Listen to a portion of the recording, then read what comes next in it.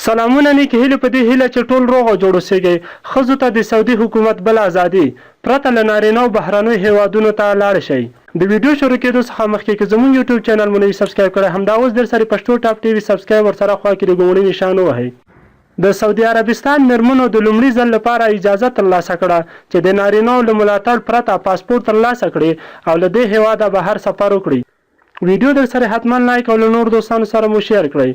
په دې اساس د حکومت په نوي حکم کې ویل شوي چې له دې وروسته هغه میرمنې چې 21 کاله عمر لري خپله پاسپورټ ترلاسولی او له سعودي بهر تللی شي او په دې برخه کې د سره نارینه اجازې یا ملتیا ته اړتیا نه لري. په دغه حکم کې چې د حکومت لخوا د اګست په لومړي صادر شو دا هم پکې راغلي چې ښځې د واده طلاق او د ماشوم زیږېدو نیټه ثبتولی شي.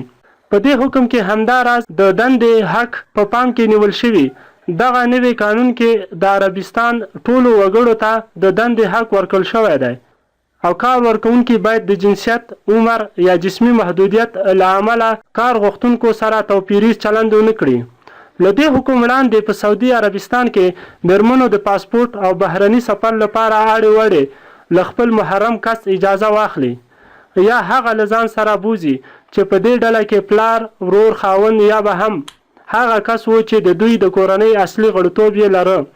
دا حکم په سعودي عربستان کې د ټولنیزو اصلاحاتو د دوام هغه وعده وه چې د دې هیواد د ځوان ولیعهد محمد بن سلمان لخوا کله چې په څوکۍ کېناست شوی و هغه دا هم ویلي و چې هیواد د یوې ازادې ټولنې پر لور سموي. محمد بن سلمان ژمنه کړې وه چې هیواد به یې تر 2030 کال پورې له اقتصادي پلوه ښه پر مخ بوځي او په دې برخه کې یې د میرمنو ګډون هم په پام کې نیولی دی.